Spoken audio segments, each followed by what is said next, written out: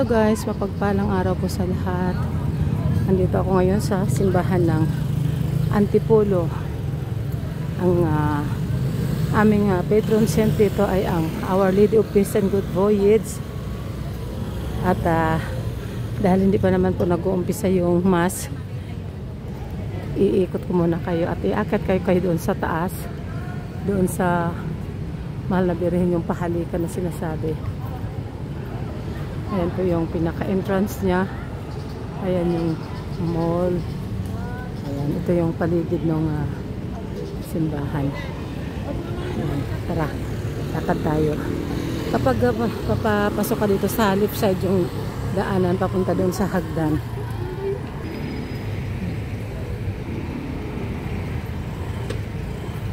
Maraming nagpapabless dito po ng mga sasakyan, mga 2 wheels at saka mga 4 wheels. At ito po ay ito po yung pinakalikuran ng simbahan. Ay, hindi naman likuran kundi kung nasa loob ka, left wing ng simbahan ito dito. Ayan, may labasan din dyan. At ito yung papunta sa akyatan. Ito po yung school ng Our Lady of Peace. Katabi dito. Peace. Ayan natin. Dito na tayo sa entrance ng akyatan. Tara, akyat tayo guys.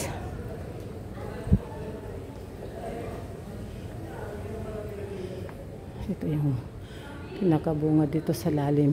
Sa baba. Ayan. Very solemn kaya hindi mo na ako magsasalita. Akyat tayo sa taas. Ito yung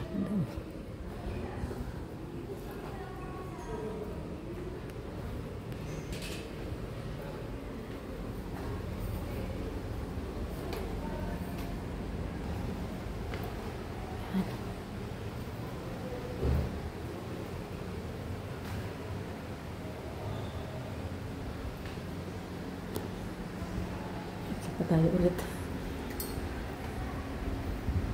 At ayan na nga guys, nakarating na tayo dito sa taas. Ito yung pinaka-entrance. Bawal maingay. Kaya tahimik lang po tayo. Ayan.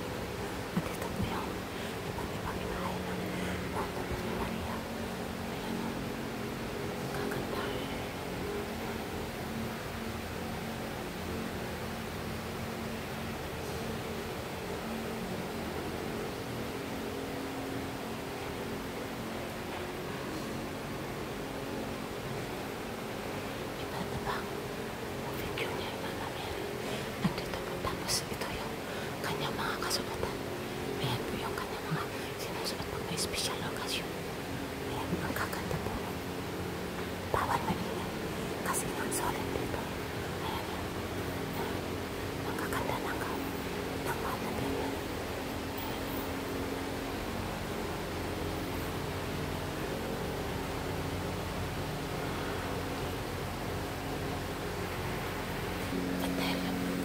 First na yun, buwan ng rosary.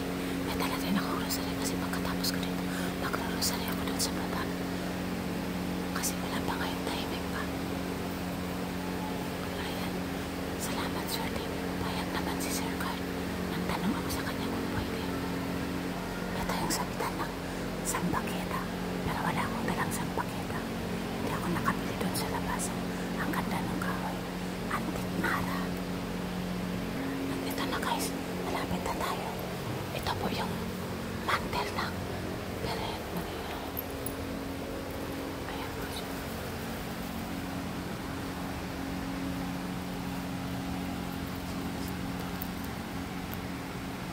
At ayan na guys, tapos na ako magdasal. Kapabag na tayo dito sa kasi may kasunod naman na magdadasal. At iikot ko po kayo dito sa espasyo ng Birhen. Ayan po ang kanyang ibang mga kasuotan na sinusuot po sa kanya pag may special na okasyon kagaya ngayon buwan ng October. Tapos December 8, Immaculate Conception, Fiesta ng Immaculate Conception. Ayan, itong mga kanyang mga kasuotan. Ayan, ang gumagawa po niyan ay isang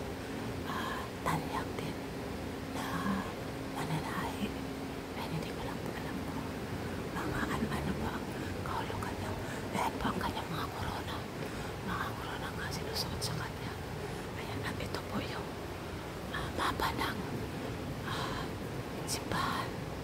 Ito po yung ano ng lumang simbahan ng araw. Ayan, Our Lady of Peace and Good Voyage. Ayan na, ayan si Dr. Jose Rizal. Kaya yung Antipolo ay sinasakop ng province of Rizal. On June 16, 1868, Jose Rizal and his father Lim Calamba to go pilgrimage to Antipolo. Wow guys! Ayan, ngayon ko lang nalaman to. In order to fulfill his mother's vow, which was made when Jose was born, Doña Teodora could not accompany him because she had given birth to Trinidad. It was the first trip of Jose across Laguna de Bay and his first pilgrimage to Antipolo. And his father writes in a casco or parts. He was thrilled as he typically boy should be his first lake voyage. He did not end Evangelist Abad. He did not sleep while he went Casco sailed towards Pasig River because he was awed by the magnificence of the right water he experienced. Ayan, ang ganda ng kwento. Ayan, mag-uumpisa na po ata ang misa sa baba. Kaya, bababa na rin po ako. Pakita ko lang po sa inyo ito mga kalyon ng araw ng dumaong dito sa Laguna de Bay ang mga dumaong ang mga Espanyol siguro sa bansa ng Pilipinas. Ayan, at may dala sila doon ng Malapirin. Ayan po si San Pedro Calungsod. Ayan po yung story of Our Lady of Antipolo, the miraculous image. Ayan po. Marami ditong pinagkalooban ng katuparan ng pangarap ng mahal na Birhen dahil sa pangarap nilang makapag-abroad. Kaya, ayan po.